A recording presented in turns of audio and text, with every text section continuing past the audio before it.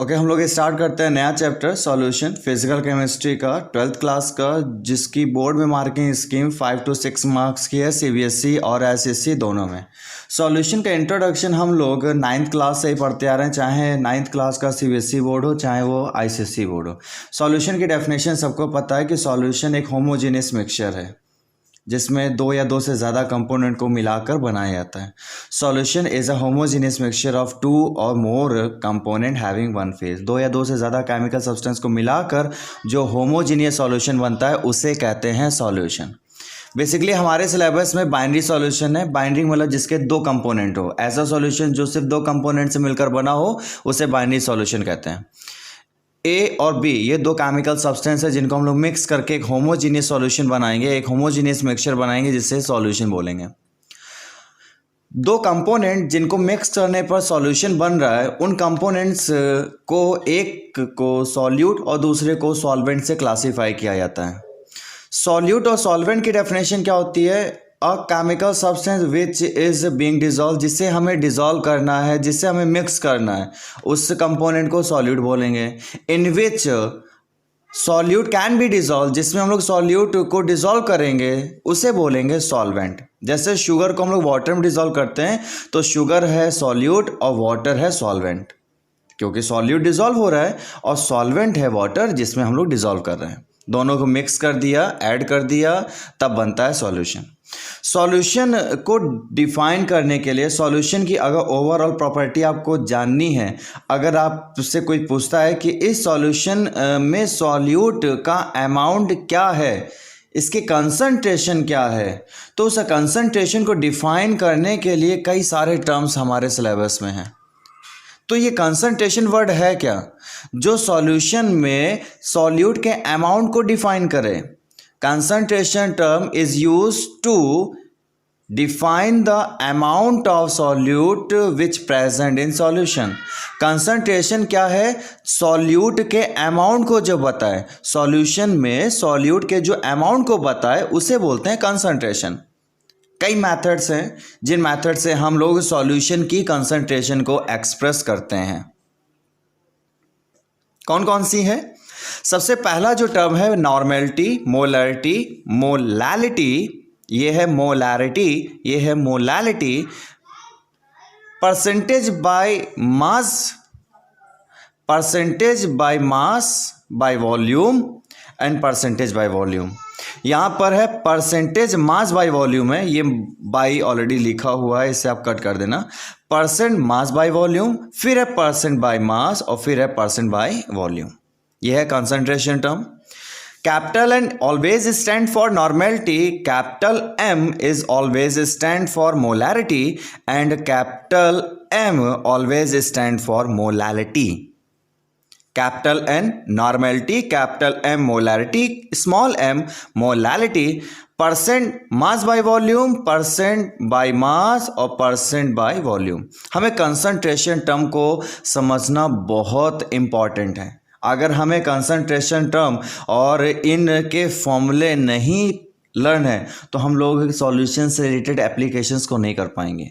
Board में जितने भी न्यूमेरिकल्स हैं उन न्यूमेरिकल्स को करने के लिए ये जो बेसिक टर्म है इनका नॉलेज होना बहुत ज़रूरी है। अगर हमें ये चीज़ें कायदे से समझ में आ जाती हैं, इनके फॉर्मूले प्रॉपर वे में यूज़ करना अगर आ जाता है तो हम लोग न्यूमेरिकल और सॉल्यूशन चैप्टर की जितनी एप्लीकेशंस हैं उन्हें हम लोग आसानी से अप्लाई, उसे हम लोग आसानी से सॉल्व कर सकते हैं। डिफाइन करते हैं सबसे पहला टर्म कंसंट्रेशन का। सॉल्यूशन का जो सबसे पहला टर्म है कंसंट्रेशन का वो है मोलैरिटी। मोलैरिटी को मैंने ऑलरेडी बता रखा है कि मैं कैपिटल एम से, बुक में कैपिटल एम से डिनोट किया जाता है मोलैरिटी को। कैपिटल एम मोलैरिटी जिसका फॉर्मूला, जिसकी डेफिनेशन होती है number of moles of solute present in 1 litre of a solution.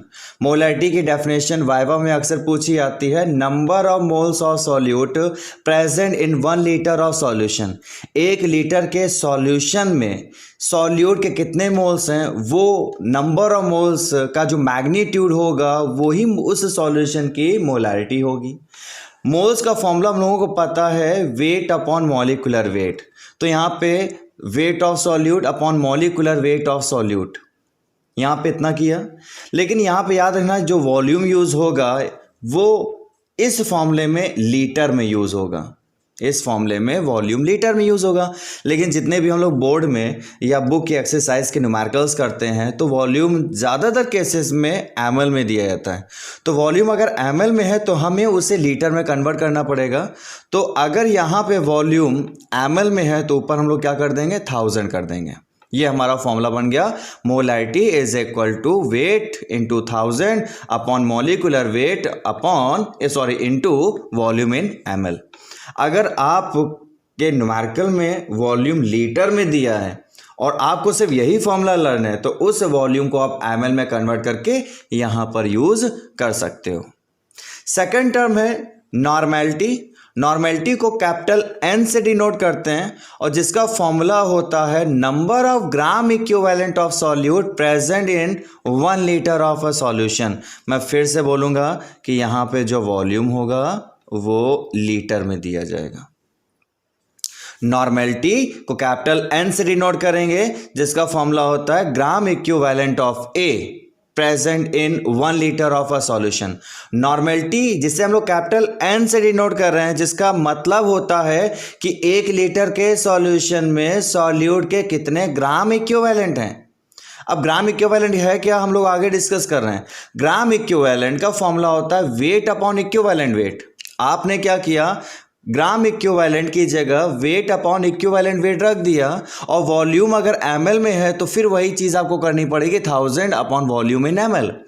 किसी भी न्यूमेरिकल में आपका वॉल्यूम अगर लीटर में है और नॉर्मेलिटी से रिलेटेड अगर न्यूमेरिकल है तो आपको परेशान होने की ज़रूरत नहीं है, आपको सिर्फ यही फॉर्मूला यूज़ करना है। एक फॉर्मूला बस आपको लर्न करना है, wait into 1000 upon equivalent weight into volume in ML.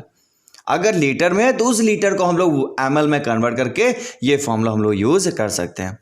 Problem आ रही है कि सर हमने इक्विवेलेंट वेट नहीं आता निकालना। ये इसका इंट्रोडक्शन हम लोग 11th के पहला जो चैप्टर है केमिस्ट्री का, mole concept some basic principles of chemistry NCERT में, उसमें इक्विवेलेंट वेट से रिलेटेड कुछ क्वेश्चंस दिए जाते हैं। इंट्रोडक्शन है, एप्लीकेशन एक्सरसाइज में नहीं है।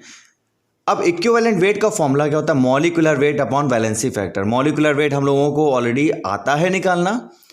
किसी भी कंपाउंड के एटम्स एलिमेंट का एटॉमिक वेट आपको दिया जाता है और उनको ऐड करके हम लोग मॉलिक्यूलर वेट निकाल लेते हैं। वैलेंसी फैक्टर एक यहाँ पे कॉम्प्लेक्स फैक्टर बनता है। हमें वैलेंसी फैक्टर को निकालने में थोड़ी सी प्रॉब्लम आती है कि वैलेंसी फैक्टर है क्या। वैलेंसी फैक्टर एसिड के अलग होता है, बेस के लिए अलग होता है और सॉल्ट के लिए वैलेंसी फैक्टर अलग होता है। एसिड के लिए वैलेंसी फैक्टर क्या होता है, एसिड का एक मॉलिक्यूल जितने H+ रिलीज करता है वही उसका वैलेंसी फैक्टर होता है। H2SO4 है, H2SO4 जब आयनाइज होता है H2SO4 का एक मॉलिक्यूल 2H+ रिलीज करता है तो इस वजह से इसका वैलेंसी फैक्टर 2 हो जाएगा। HCl सिर्फ HCl का एक मॉलिक्यूल सिर्फ एक H+ रिलीज करता है तो इस वजह से इसका वैलेंसी फैक्टर 1 हो जाएगा। वैलेंसी फैक्टर बेस के लिए क्या होता है, बेस का 1 मॉलिक्यूल जितने OH- रिलीज करता है वही उसका वैलेंसी फैक्टर होता है। जैसे NaOH का अगर आपके पास एक मॉलिक्यूल है तो एक मॉलिक्यूल NaOH का सिर्फ एक OH- रिलीज करेगा, सिर्फ एक यहाँ पर OH- रिलीज करेगा और यही इसका वैलेंसी फैक्टर हो जाएगा। NaOH का वैलेंसी फैक्टर यहाँ पे 1 होगा। अगर कैल्शियम हाइड्रोक्साइड है तो कैल्शियम हाइड्रोक्साइड का एक मॉलिक्यूल, यहाँ पर एक मॉलिक्यूल जब लेंगे तो एक मॉलिक्यूल जब आयनाइज होगा तो Ca++ देगा और 2 OH- देगा। यहाँ पे वैलेंसी फैक्टर OH कितने हैं, 2 हैं, तो इसका वैलेंसी फैक्टर कितना हो जाएगा, 2 हो जाएगा। तो मैं फिर से बता रहा हूँ, एसिड का वैलेंसी फैक्टर, एसिड का एक मॉलिक्यूल जितने OH- रिलीज करेगा, कब, जब हम उसे वाटर में डिसॉल्व करेंगे। बेस का वैलेंसी फैक्टर देखने के लिए बेस का 1 मॉलिक्यूल कितने OH- रिलीज कर रहा है, जितने OH- रिलीज करेगा वही उसका वैलेंसी फैक्टर होगा। अब आता है सर सॉल्ट के लिए वैलेंसी फैक्टर कैसे निकालेंगे, मान लो न्यूमेरिकल में जो सॉल्यूट यूज़ हो रहा है वो NaCl यूज़ हो रहा है या कोई दूसरा सॉल्ट यूज़ हो रहा है और उसका नॉर्मेलिटी पूछा गया है, तो हम लोग उसका इक्विवेलेंट वेट कैसे निकालेंगे? तो वैलेंसी फैक्टर सॉल्ट का निकालने के लिए बहुत सिंपल सा है। सॉल्ट जब भी आयनाइज होता है तो everyone know salt is made up by cation and anion, और सॉल्ट जब आयनाइज होगा तो कैटायन और एनायन के फॉर्म में रिलीज होगा। तो सॉल्ट का valency factor total positive charge या फिर टोटल नेगेटिव चार्ज, यहाँ पे लिखा हुआ है टोटल पॉजिटिव चार्ज या फिर टोटल नेगेटिव चार्ज। NaCl का जो टोटल पॉजिटिव चार्ज होगा वो होगा Na प्लस और Cl माइनस। NaCl जब आयनाइज होगा तो Na प्लस और Cl माइनस में आयनाइज। मैं आपसे पूछूं NaCl में जो Na प्लस इसका टोटल चार्ज कितना है प्लस का? आप कहोगे सर 1 है। अगर मैं पूछूं टोटल नेगेटिव चार्ज है तब भी आप कहोगे सर 1 ही आ रहा है। Al2SO4 के केस में देखें, अगर Al2SO4 का होल थ्राइस जब आयनाइज होगा तो 2Al ट्रिपल प्लस और 3SO4 डबल माइनस देगा। एल्युमिनियम पे कितना चार्ज आ रहा है? ट्रिपल प्लस ना, इसका मतलब यहाँ पे एल्युमिनियम पे टोटल पॉजिटिव चार्ज अगर हम लोग देखें तो एक एल्युमिनियम पे 3 प्लस का चार्ज है तो 2 एल्युमिनियम पे कितना हो जाएगा? टोटल 6 चार्ज हो जाएगा। अगर नेगेटिव एनायन के फॉर्म में अगर वैलेंसी फैक्टर निकालते हैं तो SO4 यहाँ पे 3 है, एक SO4 पे 2 नेगेटिव चार्ज आ रहे हैं, तो 3 SO4 पे कितना नेगेटिव चार्ज आ जाएगा? 6। चाहे कैटायन के फॉर्म में निकालें चाहे एनायन के फॉर्म में निकालें, नेगेटिव चार्ज वैलेंसी फैक्टर यहाँ पे कितना आ रहा है? 6 आ रहा है। तो ये है केस वैलेंसी फैक्टर निकालने का। मोलैरिटी आ गया हम लोगों को निकालना, नॉर्मेलिटी आ गया निकालना, नॉर्मेलिटी से इक्विवेलेंट वेट आ गया निकालना, मॉलिक्यूलर वेट आ गया निकालना और इक्विवेलेंट वेट आ गया निकालना। वैलेंसी फैक्टर एसिड बेस और सॉल्ट के लिए भी आ गया। हम लोग इसके बाद हम लोग अगले टर्म्स पर पढ़ते हैं, नए कंसंट्रेशन टर्म। अब कुछ एक्सेप्शंस हैं, उन एक्सेप्शंस को हम लोग पढ़ लेते हैं कि वैलेंसी फैक्टर से रिलेटेड कुछ ऐसे एक्सेप्शंस आ जाते हैं जिनमें सोचते कुछ और हैं और रियल में आंसर कुछ और होता है। जैसे अगर हम लोग BOH का होल थ्राइस का वैलेंसी फैक्टर निकालें तो BOH के होल थ्राइस में वैलेंसी फैक्टर अगर इसको एनालाइज करेंगे तो आप कहोगे सर B पे ट्रिपल प्लस चार्ज आ रहा है और 3OH आ रहा है। कैटायन या एनायन दोनों के फॉर्म में अगर हम लोग निकालते हैं तो 3 प्लस के चार्ज है तो कहोगे सर वैलेंसी फैक्टर 3 होगा। और बेस के फॉर्म में अगर इसे हम लोग कंसीडर करते हैं तो OH माइनस यहाँ पे 3 है तो कहोगे सर इसका वैलेंसी फैक्टर 3 है, लेकिन यहाँ पर ये गलत है, इसका वैलेंसी फैक्टर 3 है ही नहीं। तो सॉल्यूशन क्या है? BOH का होल थ्राइस प्लस H2O, हमें पता है H2O किससे मिलकर बना है? 1 प्लस H प्लस से और 1 OH माइनस से। BOH का होल थ्राइस में OH माइनस इंटरेक्ट होगा, B में ऐड हो जाएगा और जब B में ऐड हो जाएगा तो BOH का 4 माइनस बन जाएगा और एक H प्लस। ये फ्री है बेटा, यहाँ पर OH है लेकिन B से बॉन्डेड फॉर्म में है, B से जुड़े हुए हैं, ये फ्री नहीं है। फ्री यहाँ पर क्या है? H plus. कितने H प्लस? 1। तो सर इसका तो वैलेंसी फैक्टर 1 आ रहा है, यानी ऐसे हम लोग नहीं निकाल पाएंगे, वैलेंसी फैक्टर हम लोग ऐसे निकालेंगे, इसका H प्लस है। ये हुआ वैलेंसी फैक्टर का केस। एक और इसका एग्जांपल लेते हैं, H3PO3। बेटा ये जब आयनाइज होगा तो आप कहोगे सर 3H प्लस निकलेंगे और PO3 ट्रिपल माइनस निकलेगा। टोटल पॉजिटिव देखें या टोटल नेगेटिव देखें, 3 ही वैलेंसी फैक्टर निकल कर आ रहा है, लेकिन यहाँ पर ये भी बेटा गलत है। सर इसका सॉल्यूशन क्या है? जब हम H3PO3 का स्ट्रक्चर बनाते हैं तो देखने पे लग रहा है कि 3 हाइड्रोजन है और ये तीनों आयनाइज होंगे, लेकिन किसी कंपाउंड से हाइड्रोजन सिर्फ वही आयनाइज होते हैं जो एसिडिक होते हैं। एसिडिक हाइड्रोजन ही आयनाइज होते हैं। और कौन से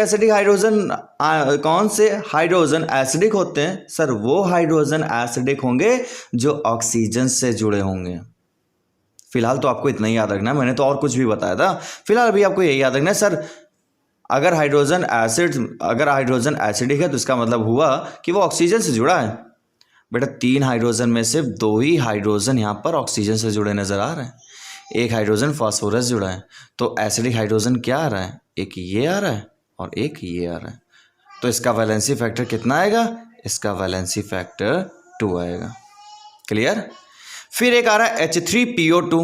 देखने भी अभी लग रहा है सर 3H प्लस है और 3H प्लस का मतलब ये हुआ कि इसने 3H प्लस का मतलब हुआ कि सर इसका भी वैलेंसी फैक्टर 3 ही होगा, लेकिन यहाँ पे भी इसका वैलेंसी फैक्टर 3 नहीं है।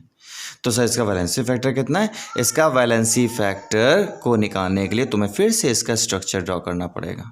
जब हम इसका स्ट्रक्चर ड्रॉ करते हैं तो सिर्फ एक ही हाइड्रोजन ऑक्सीजन से जुड़ा नज़र आ रहा है, तो इस केस में इसका वैलेंसी फैक्टर आपको कितना नज़र आएगा? 1 आएगा।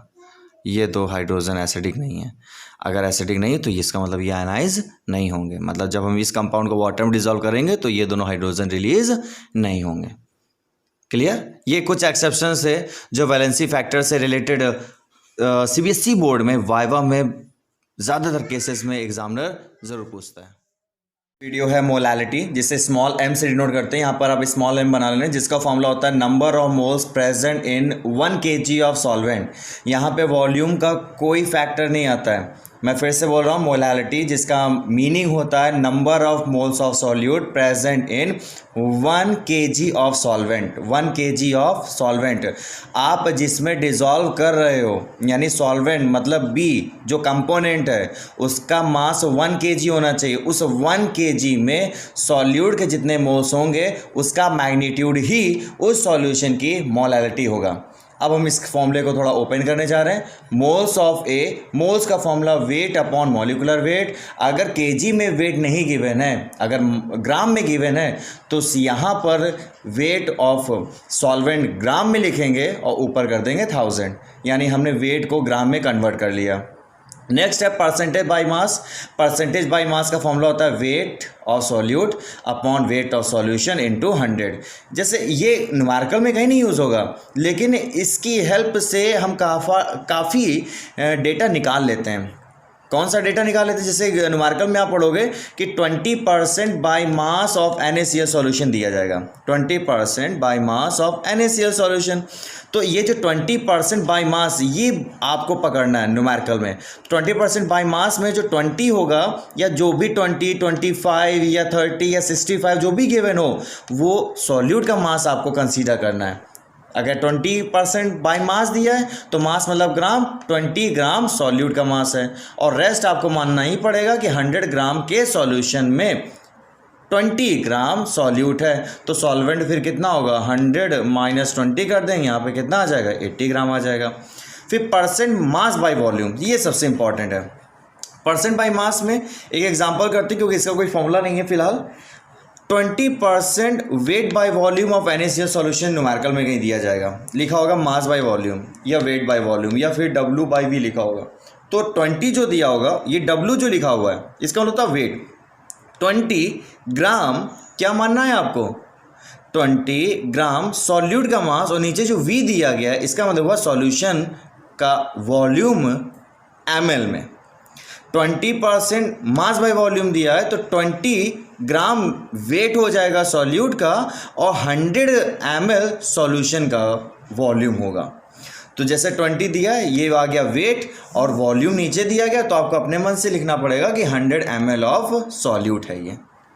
लेकिन प्रॉब्लम आ रही है कि आप यहाँ से 20 को 100 से माइनस करके आप वेट ऑफ बी नहीं निकाल सकते हो। ये वेट ऑफ बी नहीं निकाल सकते हैं। तो इस वेट ऑफ बी को निकालने के लिए अब आपको डेंसिटी के फॉर्मूले को यूज़ करना पड़ेगा। डेंसिटी का फॉर्मूला है क्या? Density of solution. Density of solution है, सॉल्यूट और सॉल्वेंट नहीं है। Density of solution is equal to mass of solution upon volume of solution. ये आपको 100% न्यूमेरिकल में दी जाएगी। वॉल्यूम ऑफ सॉल्यूशन गिवन होगा, क्योंकि अभी नीचे हम लोगों ने इस साइड देखा था ना, यहाँ पे देखो, यहाँ पे ऑलरेडी गिवन है कि वॉल्यूम ऑफ सॉल्यूशन हमने कितना माना? ये 100 ml, यानी ये गिवन है, डेंसिटी गिवन है। अब आपको सिर्फ यूज़ क्या करना है, यहाँ पे डेंसिटी वैल्यू रख दी जो दी जाएगी न्यूमेरिकल में, वॉल्यूम वेट बाय वॉल्यूम से हम लोग निकाल लेंगे वॉल्यूम, और यहाँ से मास ऑफ सॉल्यूशन आ जाएगा। यानी डेंसिटी की वैल्यू पुट कर दी, मास ऑफ वॉल्यूम की वैल्यू पुट कर दी, और हमारा क्या आ जाएगा? मास of solution density into volume solve कर दिया। मास आ गया सॉल्यूशन का, और सॉल्यूट का मास पता है, तो सॉल्यूट और सॉल्यूट और सॉल्यूशन के मास को यूज़ करके हम लोग सॉल्वेंट का मास निकाल लेंगे। इससे हम लोग ए के मास को माइनस कर देंगे तो बी आ जाएगा, क्योंकि सॉल्यूशन के मास का मतलब इसमें ए का भी मास है और बी का भी मास है। लास्ट आया परसेंट बाय वॉल्यूम। ये बहुत सिंपल है, बहुत रेयर केस में एनसीईआरटी में इसके न्यूमेरिकल्स मिलते हैं। हाँ, एक दो हैं भी। Percent by volume, volume of solution, volume of solute upon volume of solution into 100। जैसे एक एग्जाम्पल न्यूमेरिकल में कहीं ना कहीं बीच में दिया जाएगा 20% बाई वॉल्यूम, 20% बाई मास दिया जाएगा तो पीछे वाला फॉर्मूला लगा देंगे, 20% मास बाई वॉल्यूम देगा तो ऊपर वाला फॉर्मूला लगाएंगे। लेकिन जब 20% बाई वॉल्यूम देगा तो यहाँ पर ये जो 20 है ये आएगा वॉल्यूम ऑफ सॉल्यूट, और वॉल्यूम ऑफ सॉल्यूशन आपको 100 ml मानना पड़ेगा। और इस 100 से अगर हम किसको माइनस कर देते हैं, सॉल्यूट के मास को, तो हमारा बी कैलकुलेट हो जाएगा। क्लियर। नेक्स्ट इसके बाद जो हम बताएंगे वो है स्ट्रेंथ, जो कि बहुत इंपॉर्टेंट है। नेक्स्ट कंसंट्रेशन टर्म है स्ट्रेंथ। सॉल्यूशन की स्ट्रेंथ को एक्सप्रेस करने के लिए कैपिटल एस से डिनोट किया जाता है, जिसे हम लोग ग्राम पर लीटर में कैलकुलेट करते हैं। स्ट्रेंथ को कैलकुलेट करने के लिए हमारे पास दो फॉर्मूला है, एक फॉर्मूला मोलैरिटी के टर्म में है और दूसरा फॉर्मूला नॉर्मेलिटी के टर्म में है।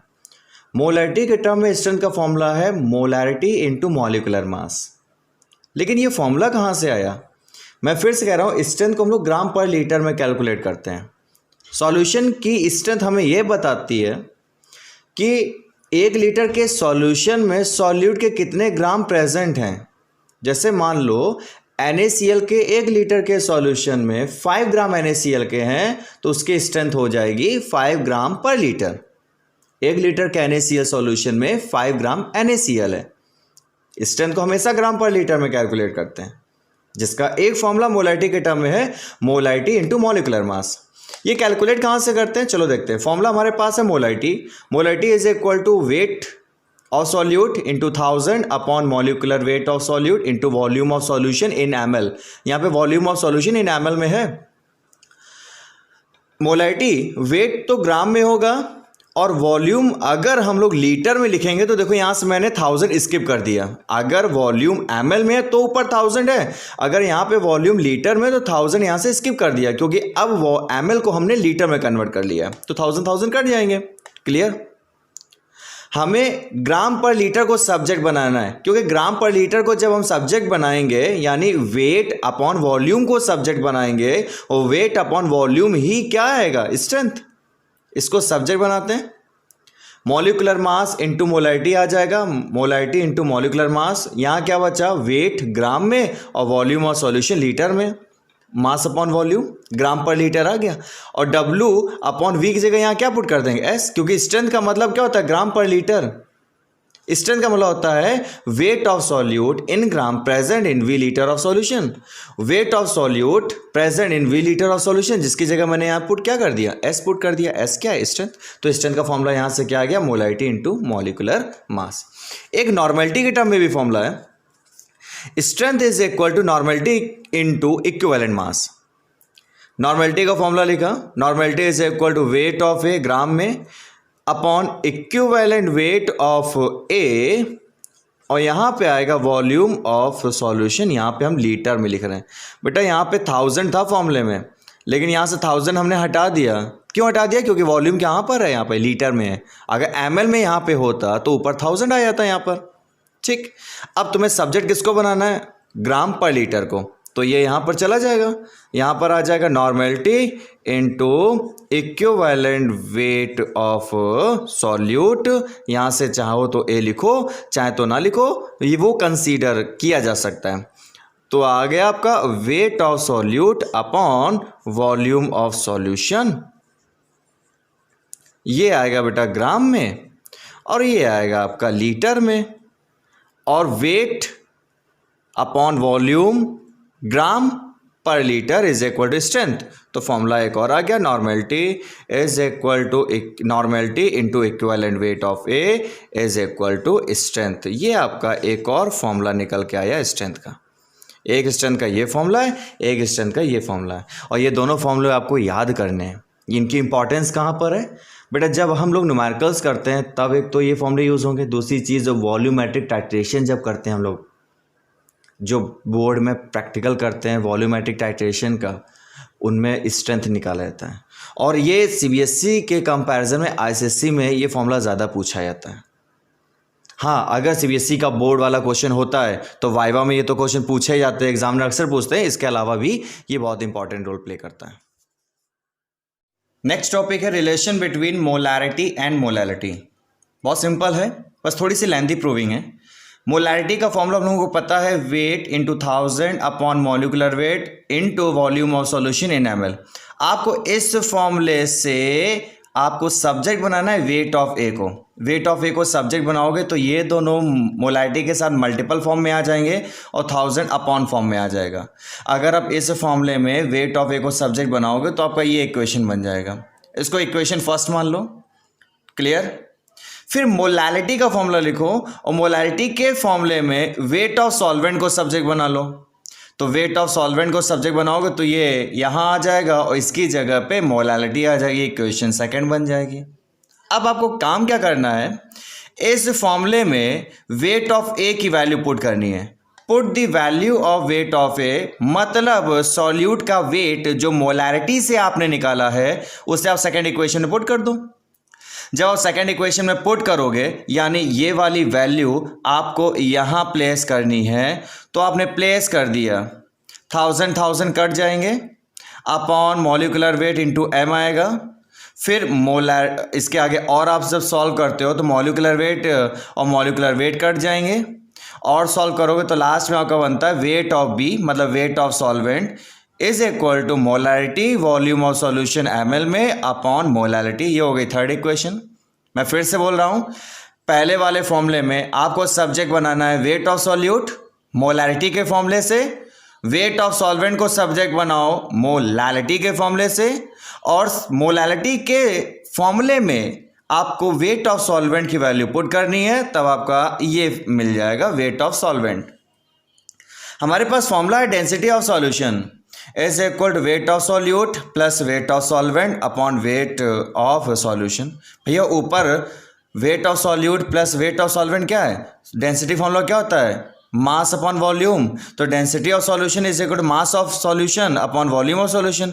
और मास ऑफ सॉल्यूशन कैसे निकालेंगे, सॉल्यूट का मास प्लस सॉल्वेंट का मास। सॉल्यूट और सॉल्वेंट दोनों के मास को जब जोड़ेंगे तभी तो सॉल्यूशन का मास निकलेगा।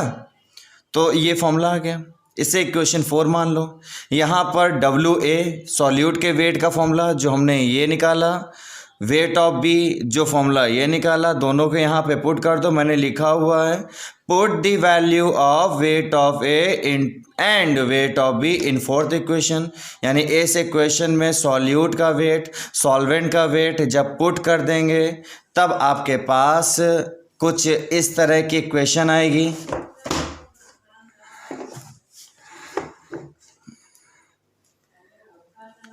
वैल्यू पुट करते हैं, density of solution is equal to molarity, ये पूरा जो वैल्यू है ये सॉल्यूट का वेट है, ये जो वैल्यू है ये सॉल्वेंट का वेट है, ठीक। अपॉन नीचे एक चीज़ और है जो मैंने स्किप कर दी है, वॉल्यूम ऑफ सॉल्यूशन।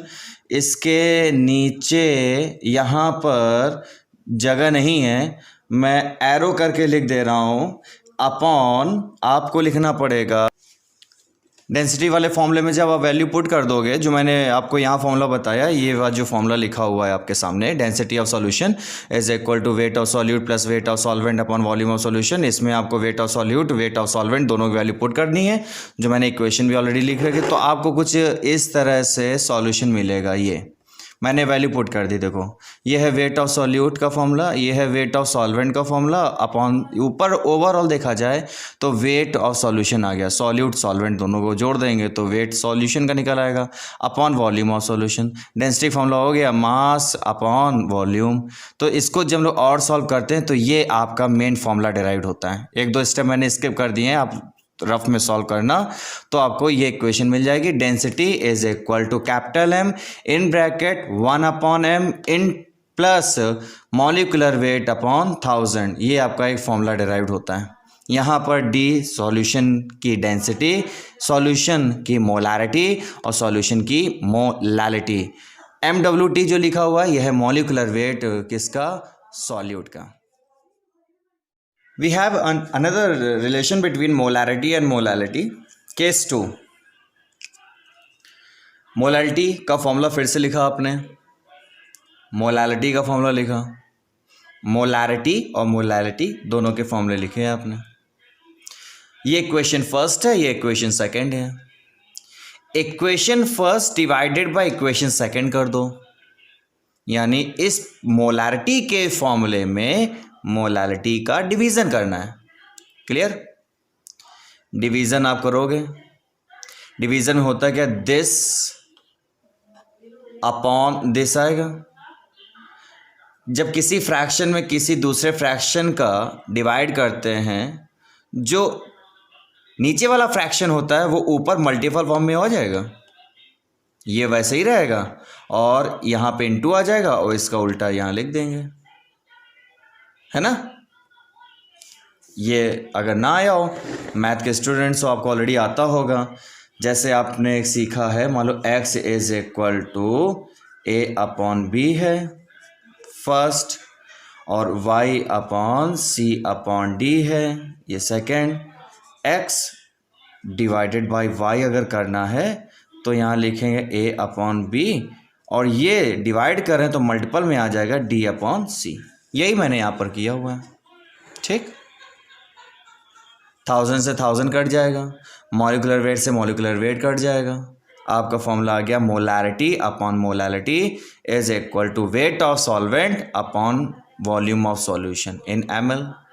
मोलैरिटी को सब्जेक्ट बनाएंगे तो molarity is equal to molality into weight of solvent upon volume of solution.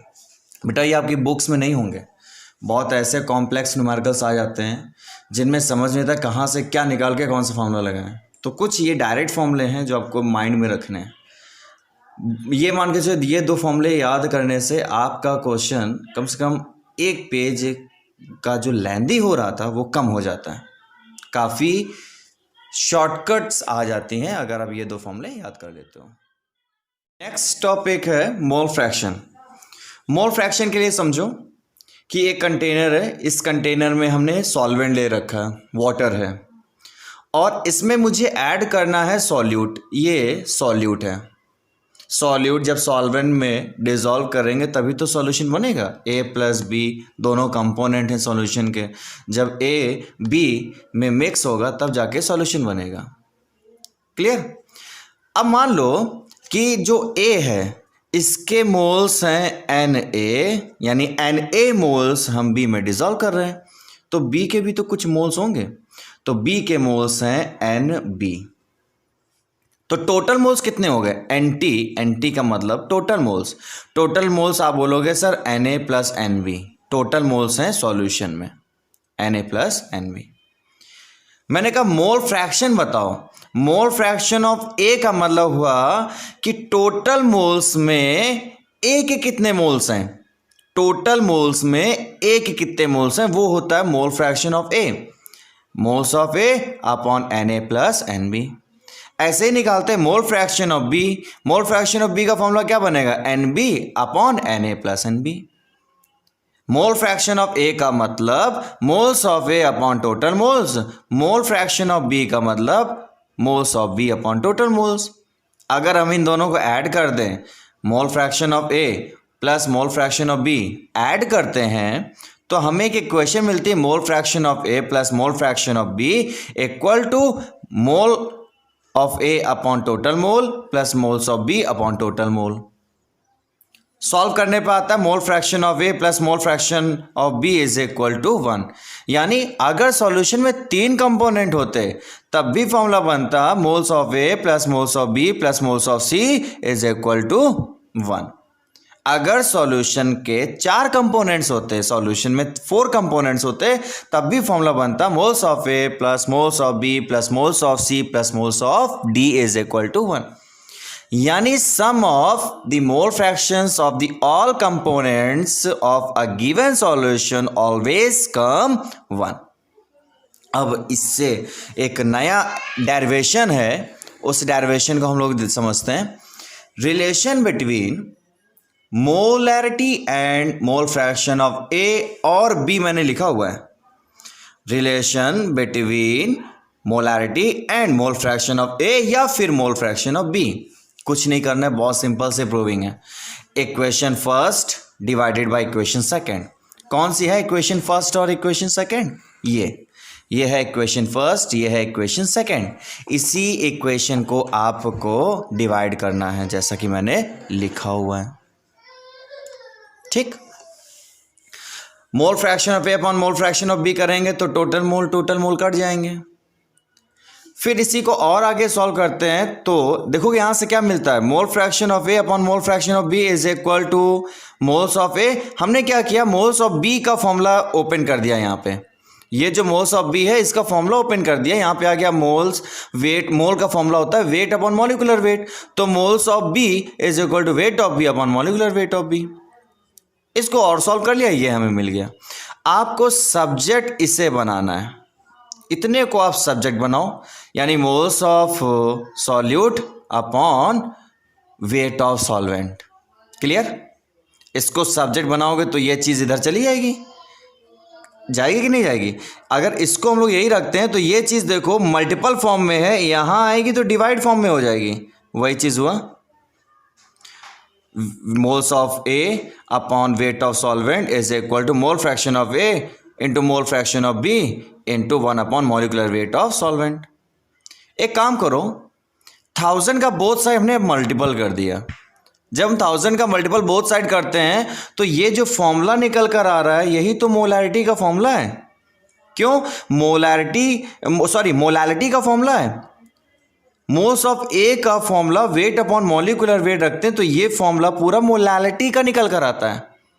तो molality is equal to mole fraction of A upon mole fraction of B into 1000 upon molecular weight of B. ये आपकी proving complete हो गई। Clear? हाँ, एक चीज में रह गई जो इंपॉर्टेंट है, हो सकता है आपको मोल फ्रैक्शन ऑफ बी ना दे, सिर्फ मोल फ्रैक्शन ऑफ ए ही दे, तो आप कैसे करोगे बेटा? ये रिलेशन कब काम आएगा? मोल फ्रैक्शन ऑफ ए की वैल्यू यहाँ पुट कर देना, ये इधर जाके मोल फ्रैक्शन ऑफ बी निकल आएगा। क्लियर? या फिर मोल फ्रैक्शन ऑफ बी दे तब भी आपका मोल फ्रैक्शन ऑफ ए आसानी से कैलकुलेट हो जाएगा।